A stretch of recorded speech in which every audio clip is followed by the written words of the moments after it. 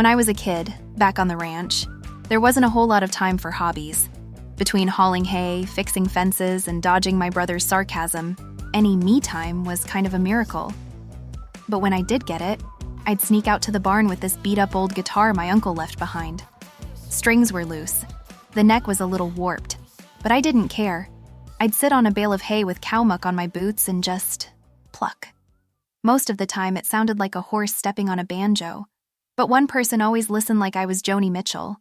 I never played for anyone, except Grandma. She'd sit in the rocker by the stove, humming along even when I missed half the notes. "Keep playing," she'd say. "You'll never get better if you don't play like someone's listening." I've been thinking about that a lot lately, especially while trading. Trading's weird like that. We practice in demo accounts, quiet, safe, controlled. No real risk like we're hiding in the barn. We try a new setup, test a new idea, and reset the account when it blows up. And that's good. Practice is important. But here's where it gets tricky. At some point, you start to believe that unless you're perfect, you're not ready to go live. Like there's going to be this magical day where the stars align. The RSI sings like a choir of Fibonacci angels. And your confidence says, "Okay, now Claire, you're ready." Spoiler alert. That day doesn't come. You're never ready. You're just willing. You all know, I stayed in practice mode way too long. Mr. Turner nudging, "Claire, just start small, a micro lot or a single share of stock. It doesn't have to be a grand performance." And I'd nod and smile and chicken out. The truth is, every performer is still a student, just like every trader starts as a beginner. Even Mr. Turner, Mr. Market Zen Master himself, still has a practice account, his training dojo. Says it's where he practices weird setups, gets creative, stays sharp, listens to the rhythm of the market, and follows new trends and positions that aren't quite ready for prime time.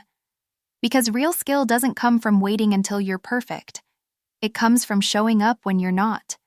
You don't stop practicing just because you started performing. And you don't not perform just because you're still practicing. They go hand in hand. That first time I placed a real trade, live, I was shaking. Literally. I hit buy and then immediately thought, was that the dumbest thing I've ever done? Turns out, it wasn't dumb. It was brave. Even though I lost money, the market went up, then it went back down, so I got out. Not exactly how it's supposed to be done, but it was my first performance, and I was still proud of myself. Because I showed up. I learned a valuable lesson that day. That the real market works just like the demo. And to me, that was very important to learn. Since then, I've kept showing up. Small trades, small risks, real growth.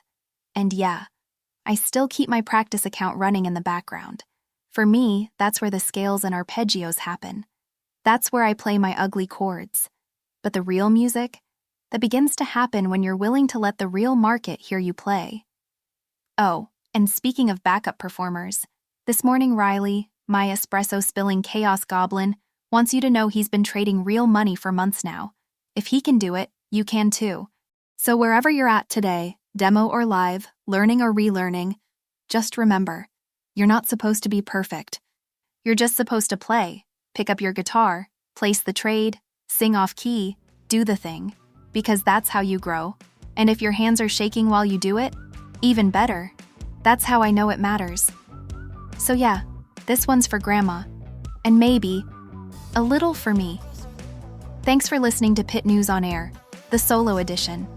If you liked this one, or if it hit you somewhere between the candlesticks and the coffee mug, let me know. And if it didn't, I'll keep practicing, because someone's always listening, even if it's just Grandma, or Riley, or maybe you. Catch you next time.